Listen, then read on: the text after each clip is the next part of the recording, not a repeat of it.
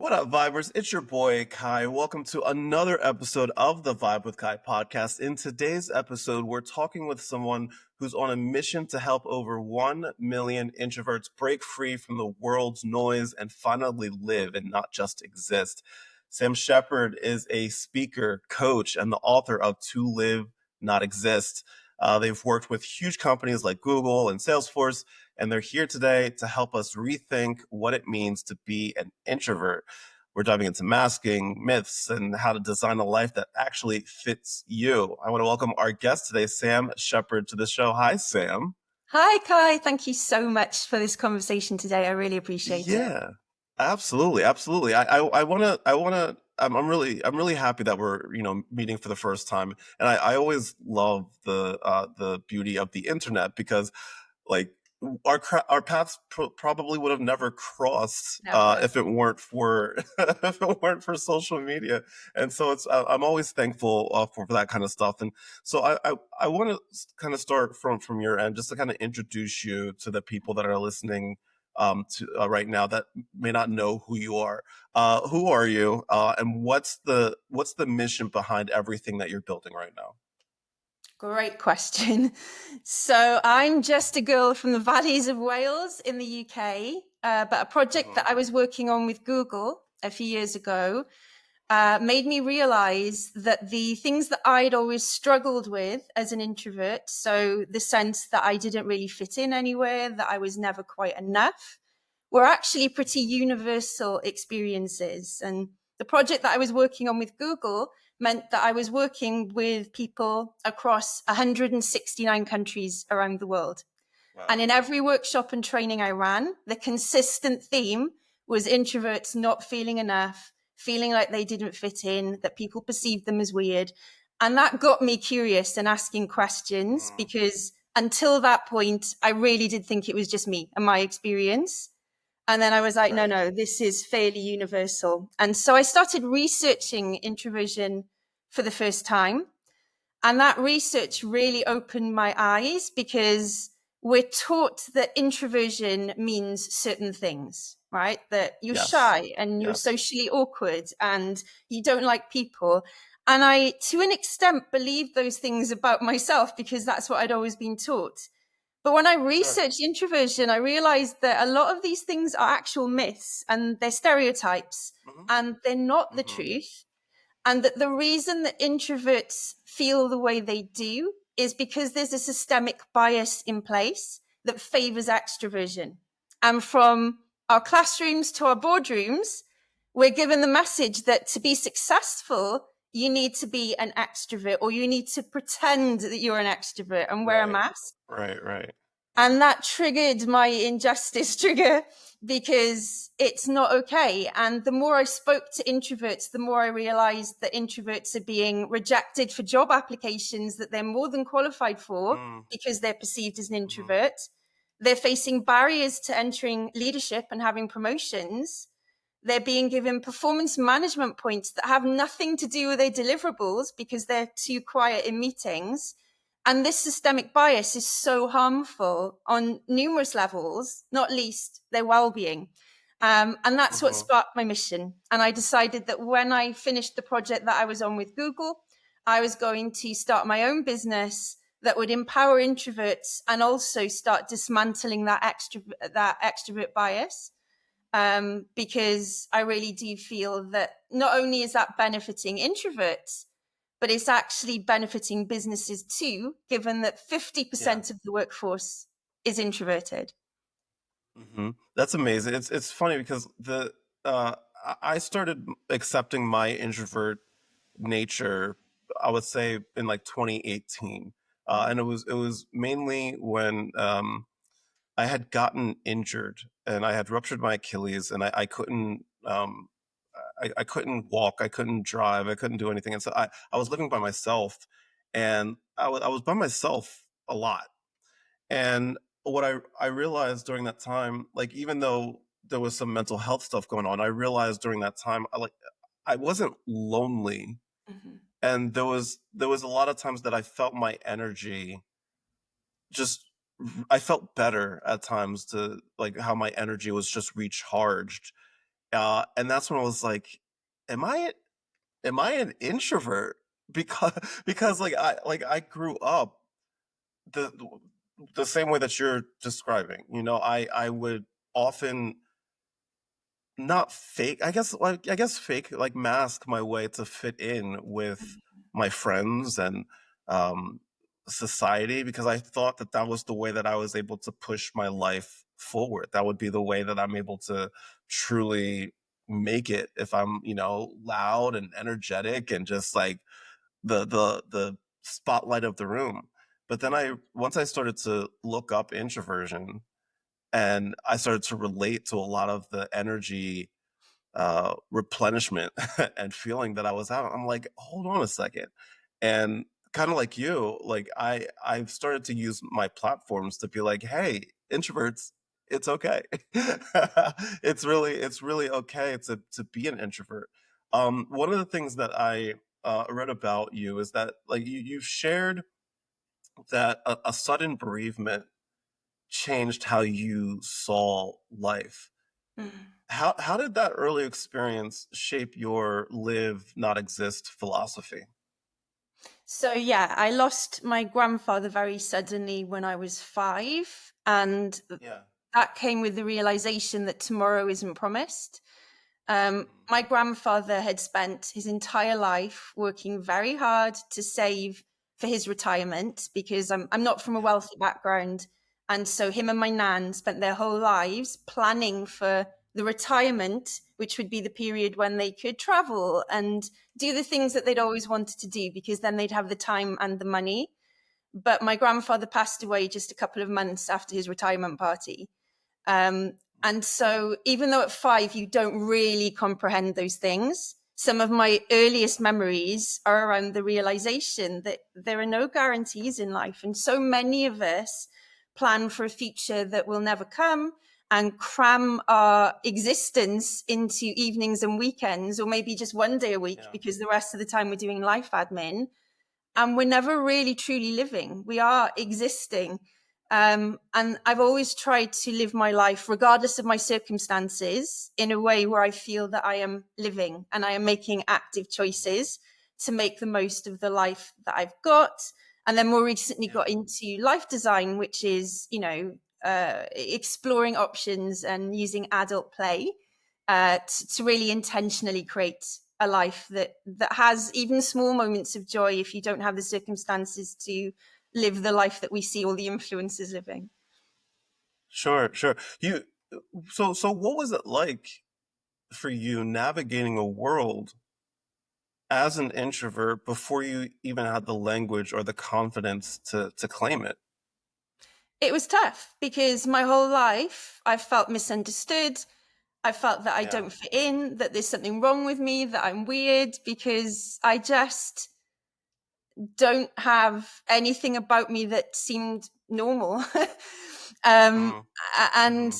and often as well, people would tell me. So, for example, my work has always been either teaching or facilitating training or public speaking. And so people say there's no way you can be an introvert because you're standing on stage working a room. You're charismatic, you're Right. dynamic. You can't possibly be an introvert. Right. You must be an extrovert or an ambivert, maybe. And I'm like, Hmm. no, I'm not. Because even though I didn't have the language, I knew that I can stand on that stage and I can work a room, but I will need to Yeah. be alone for the rest of the evening Yeah. afterwards. And Yeah. depending on the nature of what I'm doing, maybe even pre-game and have time alone before Yes. as well, you know? Absolutely. Absolutely. You know, people are always surprised when because I quite often find myself in public spaces. I actually enjoy social gatherings when I'm like, or like I enjoy good conversations. I enjoy hanging out with my friends. I enjoy going to events and stuff like that. And so people will often see me out and they'll be like, there is no way you are an introvert. I Mm, saw you talking to somebody. you're not you're not you're not an introvert. I saw you and you don't seem shy. mm, And I'm like, well, I'm not. I'm not a shy person, and people are sometimes very very surprised by that. And to your point, as to what you were saying in the beginning, that is a thing that people are often just like, what? Yeah.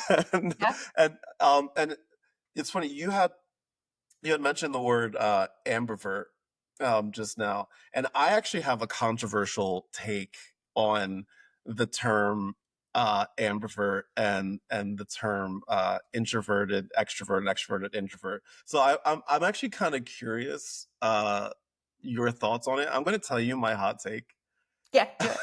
and I'm curious what your thoughts are. I Okay, here we go. Are you ready? Drum roll. Okay.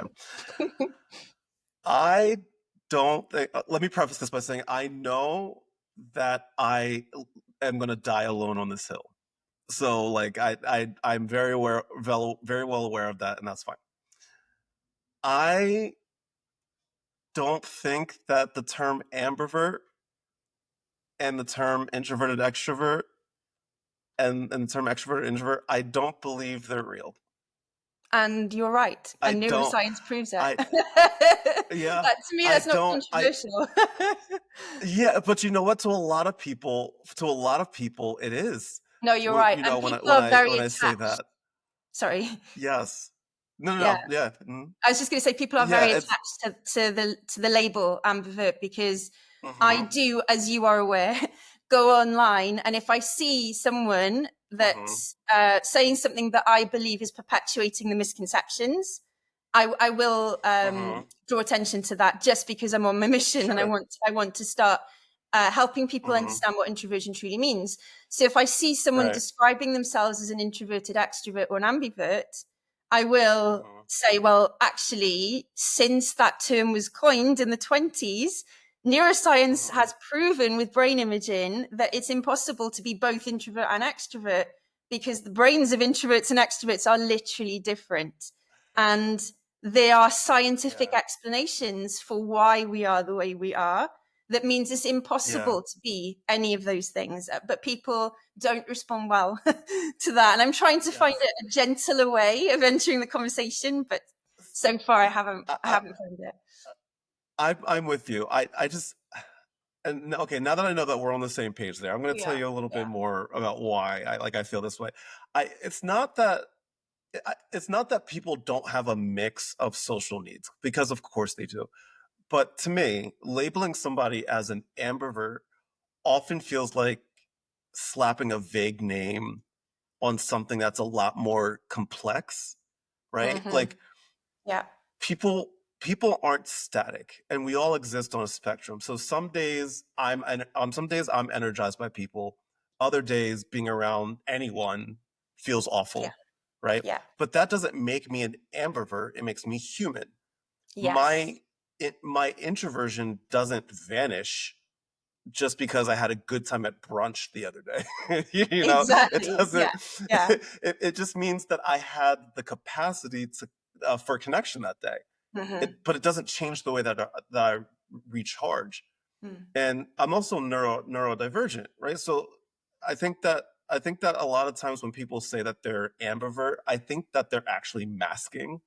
Yes. And Yeah. I feel like we've been taught to perform extroversion when expected, and Mm-hmm. when we do it well, people assume that we're in between. But performing is not thriving; it's Mm-hmm. surviving. It's a survival instinct, and so I think that ambivert is a cop out term. And I don't and I just don't believe in it. I don't think it's a real thing. I think that the term introverted extrovert is an oxymoron. Yes. It's like saying somebody Yeah. is quiet. It's like saying somebody's quietly loud.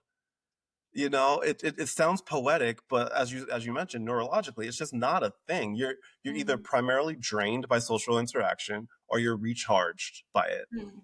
It's about where your energy comes from, not how social you are. So Mm-hmm. that's my rant for the day, and that's my rant for the day. I'm glad that we're on the same page there.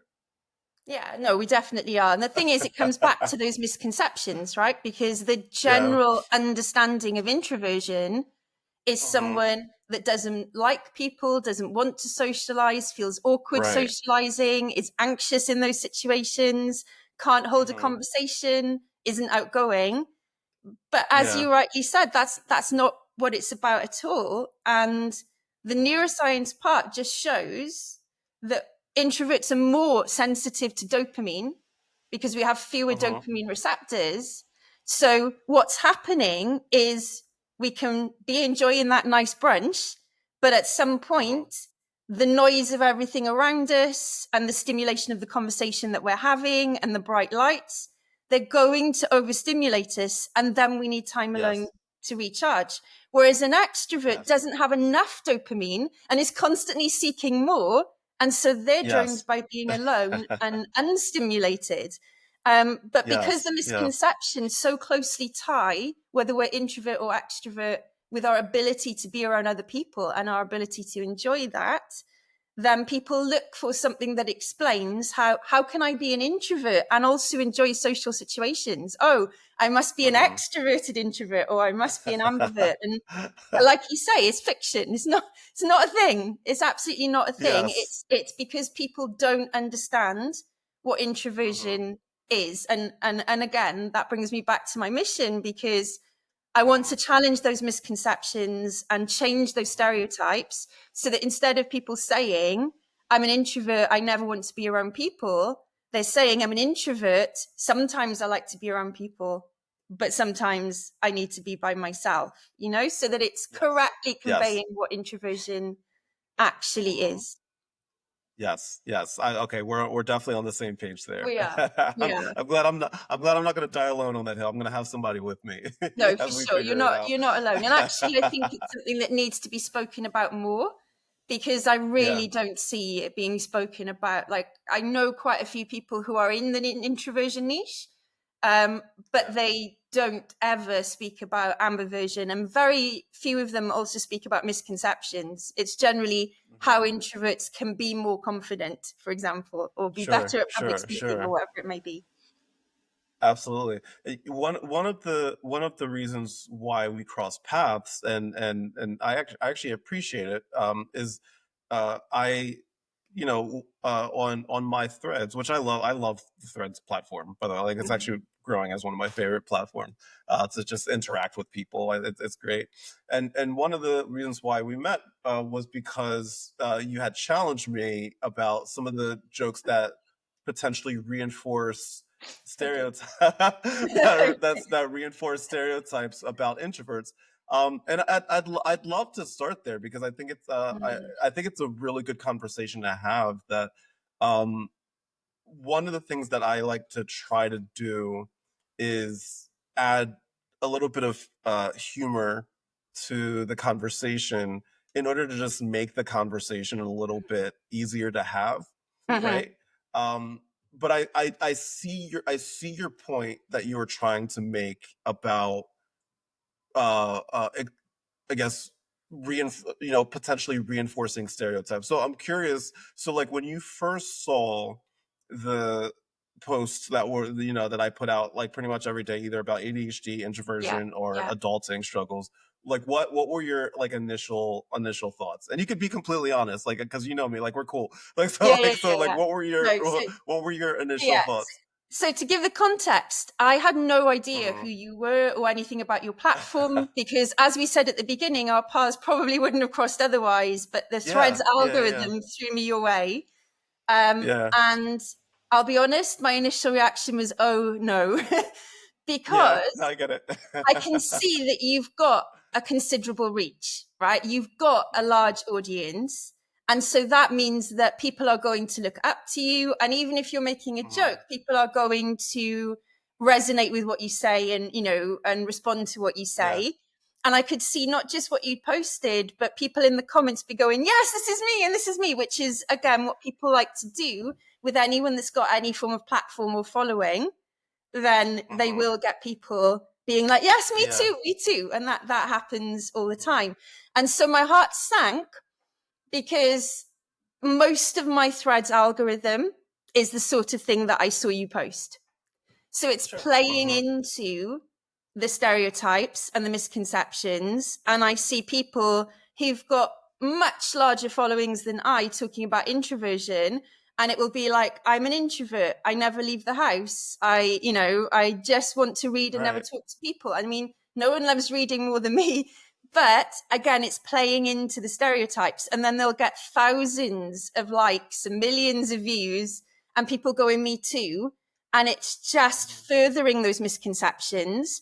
And for me, I think because I spent so much time researching the systemic bias aspect of it, and I've had so many conversations with people in companies, I get messages from my community telling me about their rejections and their performance management issues that aren't really about their performance at all. Because I see that side of it daily, I'm then hyper vigilant about Sure. anything that actually perpetuates those misconceptions, especially when that person has influence. Mm-hmm. Because Mm-hmm. imagine what someone like you could do if, yes, you were still making the jokes, but actually they were revealing the truth, not leaning into the misconception or the stereotype, Like, you have Right. Right. Right. tremendous power. And so my initial reaction was frustration. I was like, oh no, because to me, that was like, you have so much power. And what good could you do if you were using it in the right way? Right, right, right. It's always tough because and I run into the same type of situation because I talk a lot about ADHD, right? Yeah. Yeah. And I run into the same type of issue where like a lot of times because I don't consider myself a mental health professional by any means. Mm-hmm. I just tell my story, right? And so the hard part is finding the balance Yes. because while a lot of things that I say might fall into like, well, that's a stereotype, it's still like my truth, Yes. like it's still Yeah. like part of my journey. And so it's like, okay, well, how do I find this balance where I'm able to entertain and educate and storytell about my journey in a way that not only helps to validate another person's journey, but where I find there's a lot of time from both an introversion and an ADHD perspective. Mm. People sometimes don't have the words Yes. to explain how they're feeling. Mm. And so like I'll put out something knowing that there's going to be a large contingency of people that are like, wait, yeah, actually no, that's how I feel. And so it's a goal of trying to validate myself, other Mm. people's journey, and add humor, and finding that balance it's hard. Yeah. It's really tough sometimes. um for me, I try to start the conversation, Mm. you know as in like, no matter how you feel about it, or whatever it may be, if we can at least have the conversation, that's great. Like if you can discover me and say, okay, this guy talks a lot about introversion, let me go check out his blog, or let me go check out his Mm. podcast. Let me go check out his where I go into a lot more depth about Mm. introversion, like in general. Hopefully, like this little quip on Threads will kind of like start the conversation. Hopefully. Yeah. But to your point, you are right that there's a lot of misconceptions out there, not just on Threads, but I see it all the time on Instagram as well. Mm. With people that make like actual videos about introversion, and so I'm curious from your angle, from the things that you see, what are some of the most damaging myths that you've heard or seen about introverts that you wish would just freaking disappear forever? Um, that's a great question. I think one of the most damaging is associating introversion in any way with being antisocial. So, the kind of Mhm. trope around introverts not wanting to be in the same room as people, or ever wanting to go out. And I think one of the posts that I commented on with you was something about like leaving a party early. Like, introverts are always going to be the ones that want to leave a party early. It kind of feeds into that sense that introverts are antisocial. And again, from conversations with my community, get so many community members talking to me about the fact that their confidence is impacted by that, because people have the perception they're antisocial, and then they don't give them an invitation, for example, to an event, and then they're left out of that event, or they have a preconception about the way someone's going to be if they're introverted, and then that impacts the dynamic of that interaction, and it again feeds into the messaging that as an introvert you're not enough, you need to be different in order to be accepted. And of course there are going to be times where introverts don't want to leave the house or be around people, as we've already discussed. And also, as you've rightly said, we're all different as well. We're not a monolith. Everyone's going to be different. And something that I don't see talked often about is the intersectionality. So you've mentioned being neurodiverse, but what I don't hear from anyone really is how it impacts you if you're neurodiverse and an introvert, for example. Or we talk briefly about mental health. I suffer with a generalized anxiety disorder and have done pretty much my whole life. My anxiety will have an impact on the way I'm showing up just as much as my introversion. So whilst I can happily go and dance kizomba and talk on stages a lot of the time, if my mental health is poor, I don't want to be around people. I don't want to leave the house. I don't want to be visible and having conversations. So that intersectionality, that nuance is something that's not spoken about. And then if we go to those particular stereotypes, we can do more damage, because someone who's struggling with their mental health and an introvert, then the focus is on their introversion, and they're not actually being seen or recognized or valued. And I personally have lost friendships because of my mental health. But I bet if you spoke to those people, they would probably blame my introversion more than my mental health. Sure. No, I want to unpack this like a little bit more, because I think this kind of stuff is fascinating. And you're right. There is 100% an intersectionality there, because I'm also diagnosed with GAD and also existential OCD and severe depression, right? On top of the ADHD, I'm a like top notch here. I'm not checking off all the boxes with that from a mental health standpoint. And I'm like, what I'm curious about is, like, one of the examples that we had talked about just now was that, okay, introverts are like going to leave a party early, right? Like that's one of the like stereotypes, right? So my question is, how untrue is that though? You know what I'm saying? Because like for a lot of introverts, I mean, so for example, is it more likely that an introvert would leave a party early when they find that their battery has drained? You know what I'm saying? So like trying to find that like that balance between, okay, yes, it is a stereotype. However, if there is anybody that's most likely to leave a party because it's a little overwhelming, it is an introvert, right? If there is somebody that would enjoy alone time more so than others, it's an introvert. Like mental health like aside. So how do you think people can find that balance? And I'm not just talking about me, I'm just talking about like just in general, as people are trying to figure things out. How can people find that balance of like, okay, well, that's a stereotype, but also, I mean, I kind of do that though, what, like, how can people find that balance? So to answer the first question there, because there were two questions there, and the first was about how true is it of most introverts, or the number of introverts that would resonate with that. It's a very valid point. And it's likely that a high number of people who identify as an introvert would resonate with that. However, often, or not often, however, there's a real possibility that the reason that person is leaving the party isn't necessarily because of their introversion. So I've already given the example of anxiety. In the past, I've left parties because of my anxiety, not my introversion, if that makes sense. It's not that I'm overstimulated and need alone time. It's that I'm in a high state of anxiety and dysregulated because of the setting that I'm in. And so, because there are so many misconceptions and misunderstandings around introversion, even though people might relate to that, it might not actually be the reality of what's happening in that situation.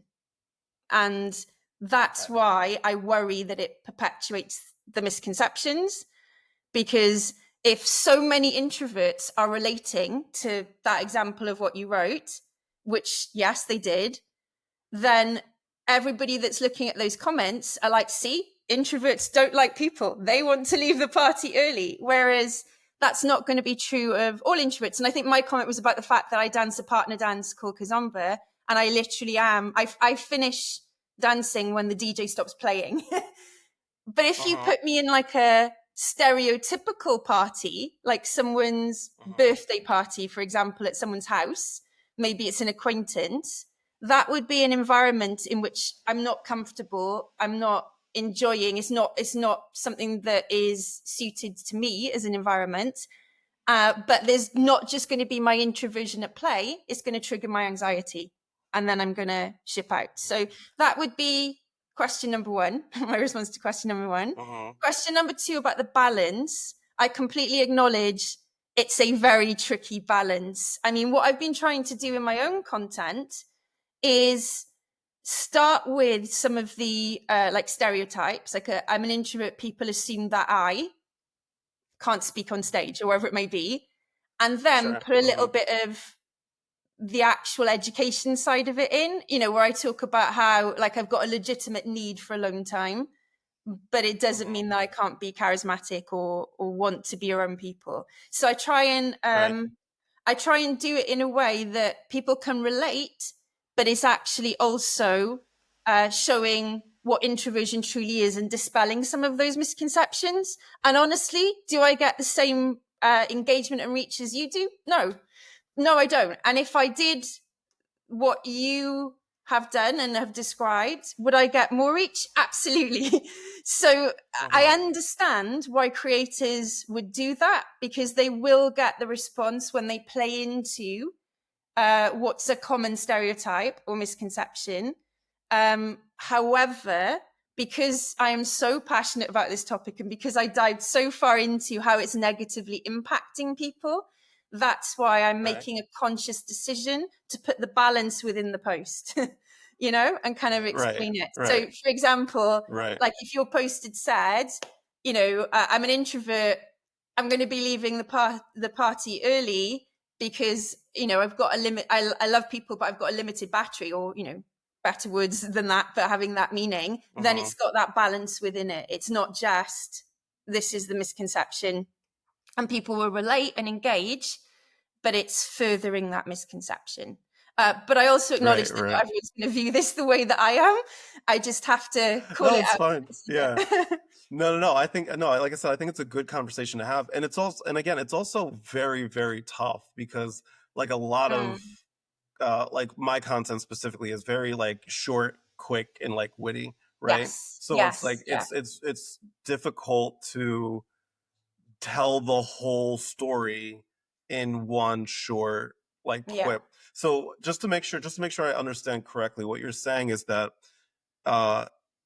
when it comes to making content, again, not just me, but for anybody making content, for people to understand introversion, it's important for people to understand that it's never just about being an introvert.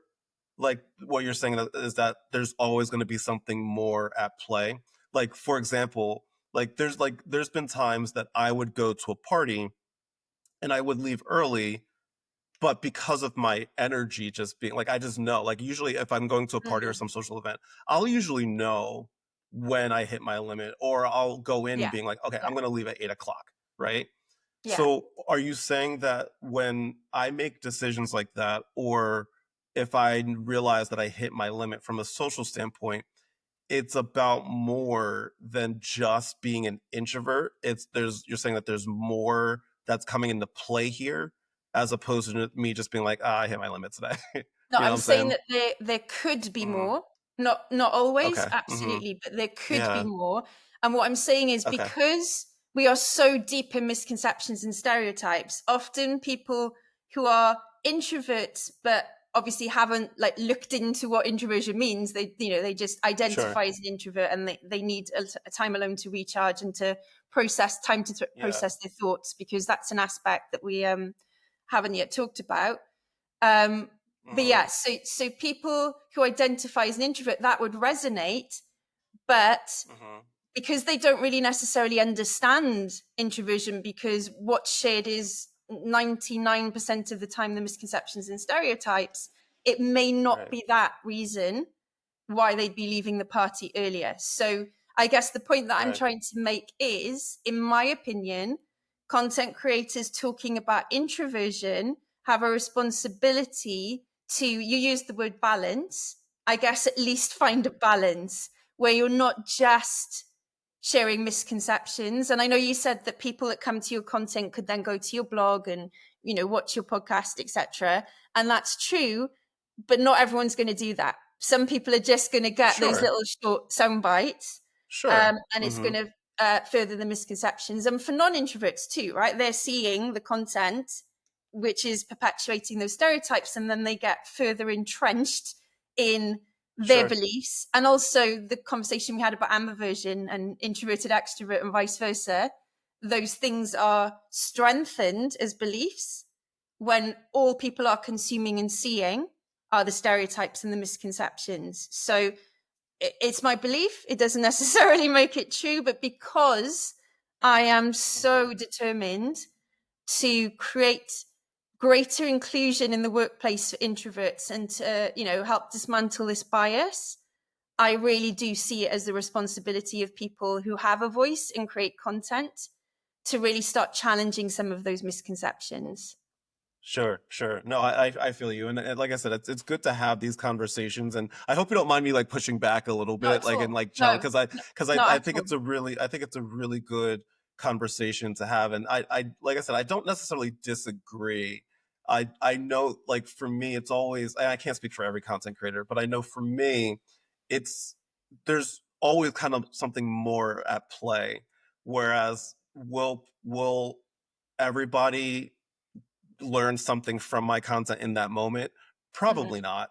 But like nobody will really learn, anything from any piece of content, especially for something short.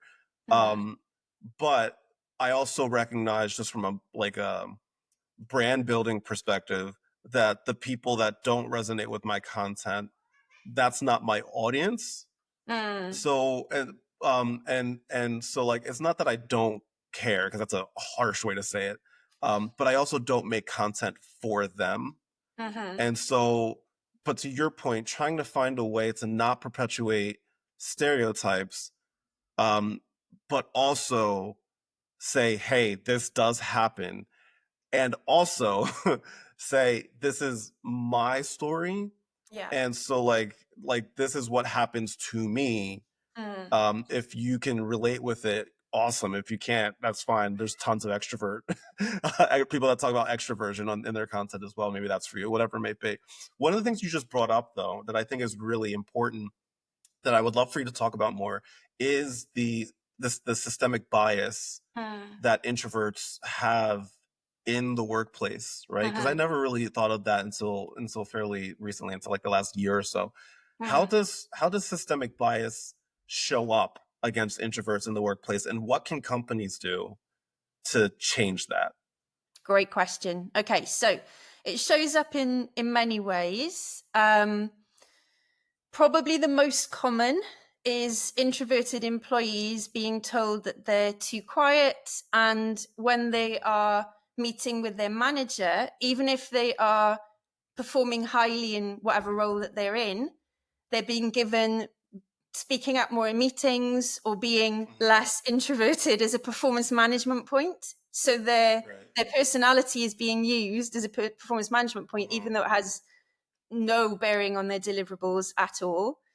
Um, Colleagues who are being rejected for jobs or promotions because they come across as introverted or they are open about being an introvert. So I've had so many messages about this.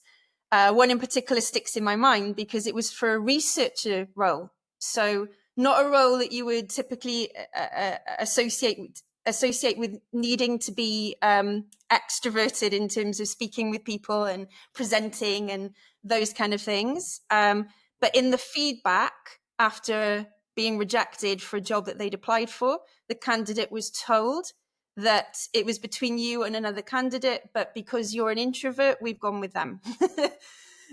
How do they know? How does the company know that they're an introvert? Like, does the person say, "Hey, I'm an introvert," I or is it assume the at way some that they point behave?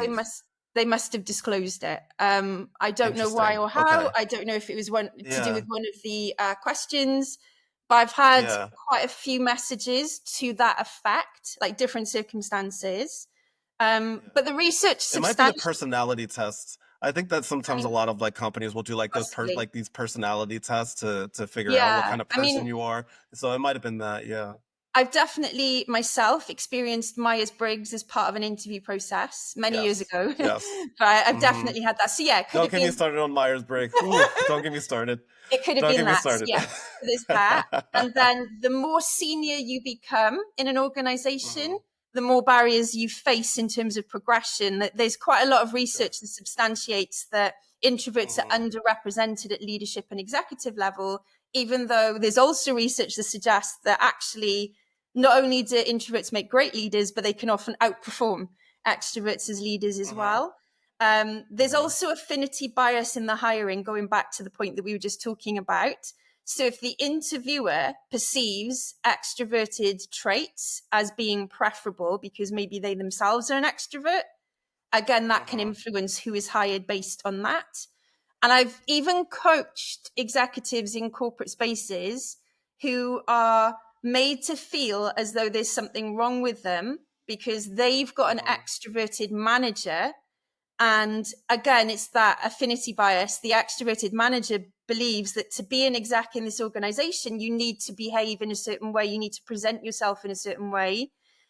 And they're being told that they need to do work on themselves, they lack presence. Again, they're making it a performance management issue, even though those colleagues are outperforming their deliverables, they're well respected by their teams, they smash their presentations.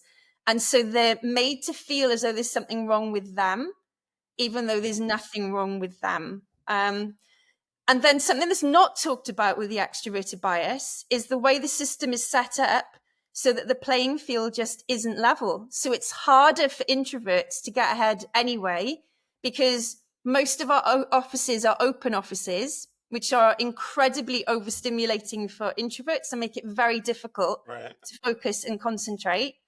The way meetings are structured favors extroverts because it's all about responding in the moment. Whereas introverts, again, the neurobiology proves that we need time to process thoughts before we respond. Yes.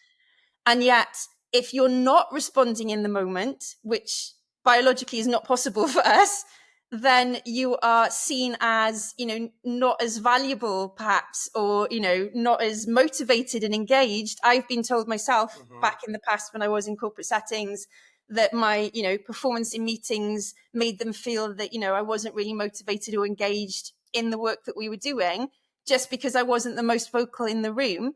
But actually, I was Hmm. processing because they're not set up in a way that actually facilitates the input of introverts. And then we have Right. all the enforced socialization. Like if you want to have lunch on your own, you're perceived as Hmm. though you're being antisocial. There's something wrong with you. If you don't want to go to the after work drinks, the same. So Hmm. everything about the system is geared in a way that either makes it more difficult for introverts to progress and succeed, or actively discriminates against them. And then to Right. answer the part of your question, which I like that you asked, which was what can organizations do? It's really about gaining an understanding of what introversion truly means, because as we've discussed the whole way through this, most people don't know, even introverts themselves, most people don't know what Hmm. introversion truly is. So it's firstly to gain that understanding, do the work, really understand what it means to be introverted, and then put things in place to support the introverted talent in that organization. So think about, for a Hmm. meeting, for example, could you send out the discussion points a few days in advance so that everyone comes to that meeting able to prepare their thoughts, and maybe also have a follow-up method of gathering additional thoughts after the meeting? Could you provide quiet spaces or allow hybrid or work from home options for your introverted talent?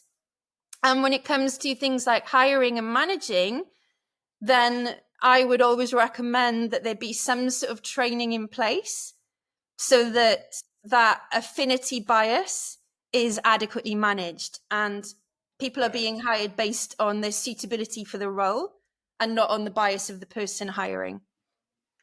Got it. Got it. Have you ever heard of the term quiet leadership?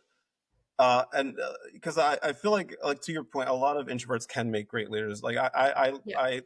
I can speak for myself as a person that leads a team of people at the company that I work at.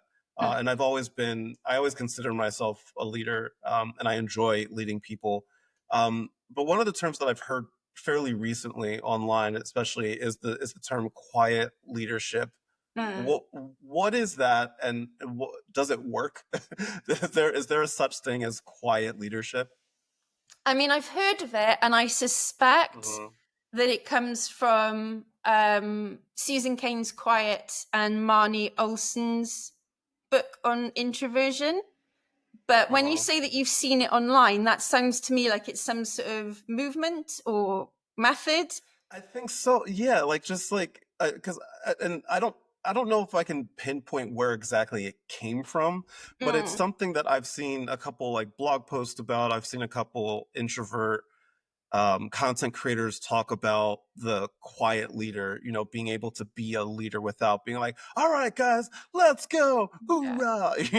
Kind of Yeah. leadership to like, let's get everybody pumped up and ready to go. Like that doesn't necessarily make a good leader if you're Uh-huh. able to just like Yeah. Yeah. Yeah. have that kind of mindset. And I think that's what they mean when they say quiet leadership, where because I kind of take the approach whenever I'm leading my team into something where I'm not, I'm not up their butt. I'm not yelling and screaming. I'm not like, all right, guys, let's go. It's very much more of like a personal one-on-one. Hey, what do you need? How can I help you? Yeah. Kind of a lot more like foom.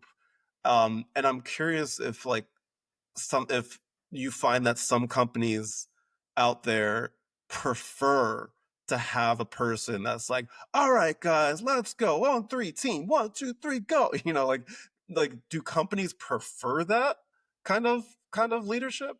I think they think they do, if that makes sense. Yeah, Because yeah. again, there's this notion that if you're an extrovert, you're going to be a better leader, that you're more of a Hmm. people person, which just simply isn't true. And it's interesting what you describe, Hmm. because one of the main research studies into introverted leadership showed that introverted leaders perform more highly than extroverted leaders when they're leading autonomous teams. And what you've just described Hmm. is you're leading an autonomous team. So it's Hmm. working well because Yeah. that Hmm. actually plays into introverted strengths, right? You're supporting and maybe challenging where needed, but you're not micromanaging or forcing Right. people in a particular direction. Um, but yeah, I think one of the reasons that introverts are misrepresented when it comes to leadership and not often hired for those roles is because there is this perception that extroverts are somehow better, which just brings us back to, the point that just having that understanding would be a Hmm. game changer. Like, I really do believe that there is a business case for supporting introverted talent and having that understanding, because it's Right. half the workforce. Half the workforce are introverted. Imagine what Right. could happen if that playing field was level and the Hmm. bias was Hmm. removed in terms of employee motivation and productivity and retention, and therefore profit margins. Right. It's Right. Right. it's a huge untapped potential, in my opinion. Right, right. What would you say to the people out there that are not a big fan of these labels in general, right? They say that introversion and extroversion is just a label. Particularly in our case, introversion, they feel as though introversion is a label and that it limits people. Hmm. What would you say to someone who feels like we're all just on a spectrum and labels don't matter? Um, that's again a good question. I would say that it's absolutely for the individual to accept or reject any particular label. Like these Mm, are, I see them as tools that can be used or rejected. So if you don't identify or want to identify with a particular label, that's absolutely fine. In my own personal experience, the more understanding I had of introversion as a label for myself, the more able I was to finally believe in myself and become fully confident mm, in myself and my work and my capabilities and achieve a level of personal growth that I wouldn't have achieved without that understanding. So for me, it's been a tool mm, for good on a personal level. And then, regardless of whether or not as individuals we accept those labels, the reality is that out there in the world and in our workplaces, people are using them. And, you know, mhm, we've talked about Myers-Briggs already. A lot of companies are using the insights discovery profiling tools as well. mhm, But they're using them in the way that often perpetuates the stereotypes. So Insights Discovery actually wrote about this on LinkedIn earlier. Like I've seen role plays where the blue and green colleagues, I don't know if you know Insights Discovery, but the blue and green colleagues who are the introverts are shown to be like their body language is all in on themselves, and you know they're right, timid right. and they don't have a presence and they can't communicate and they're shy and they lack confidence, and so they're perpetuating the stereotypes, Mhm, and so by rejecting the labels are still going to be there and they can mhm, impact you regardless because people will attach a label to you even if you're not owning it yourself. So I am all right. for people having autonomy in how they want to identify and how they want to use these things, but my own personal experience has taught me they can be used for good. And then the kind Mhm, of general research that I've done has shown that these labels are still in place and still impacting us on a very real level. And so at least having an awareness of them, even if you don't attach them to yourself, could also be beneficial. right, right. This is all great stuff, and I appreciate you like your insight here, and I wanna start to like wrap up with some actionable items for all of the introverts that are listening right now, that are like, okay, all right, she knows what she's talking about. All right, let's go, kind of thing. For the introvert that's listening right now, who Yeah. feels exhausted, who feels unseen, who feels unsure where to begin when it comes to embracing their introvert journey. Hmm. One small step that they can take today to start to fully embrace their journey as an introvert?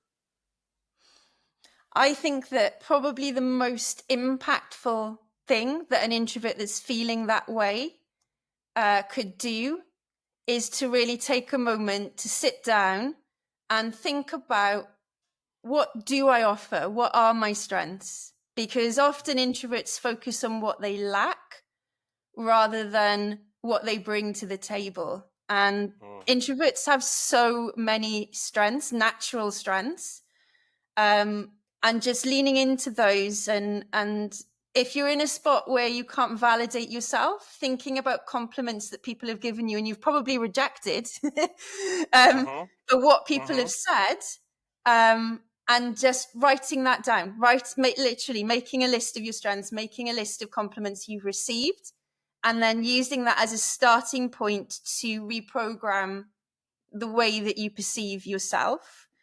mhm, Secondary to that would be, you know, joining forces with other introverts, as in, you know, there are communities. Threads is a great space where there are lots of introverts because when you're feeling unseen, to know that there are others that are feeling the same is very powerful. And you touched upon that with those that resonate with your content. It's the same with me. right. The introverts that comment on the content that I produce, it's because they're feeling seen and understood in a way that they haven't perhaps previously. Yeah. Well, you have a book called "To Live, Not Exist." And for anybody that's interested in reading more about that, I'm going to include the link in the podcast notes. So all people have to do is click to get more information and get their copy. What's the biggest thing that you hope people take away from that book? Okay, thank you. I wasn't actually expecting to talk about my book today, by the way, so it's been a nice surprise. So to give the context on To Live Not Exist, it is a collection of my solo travel stories. So I'm a big solo traveler. I am And too. I am oh, too. there you go, another area of I am. commonality. So yeah, I'm a Yes. big solo Yes. traveler. And because of my life philosophy that sprung from my grandfather's death, as we've already talked about, to live, not exist, solo travel has been one of the main ways in which I've made that a reality. And I was actually asked to write it after posting little snippets of my travel on social media. And I developed a following who asked me to write the book. So, for anyone that's interested in learning more about how I have chosen to live, not exist, then they can get a candid insight into my mind because it's unfiltered, and Yeah. also Yeah. the way I travel. Because I don't do the tourist things when I travel. I aim to, as far as possible, gain real insights into local life and culture.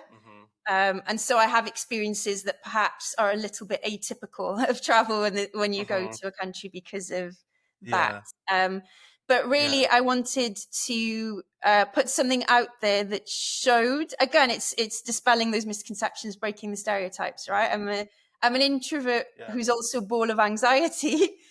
But I Yeah. travel to all these Yeah. countries and I have all these because I collect experiences. So it's about the experiences Yeah. I've collected as well. Yeah. Yeah. And yeah, so It's yes, funny you say that. It's because literally just 12 hours ago, I put out on Threads, um, this summer, it's just me, my headphones, and a bunch of, I'm a big roller coaster fanatic. It's just me, my headphones, and a bunch of roller coasters across the country.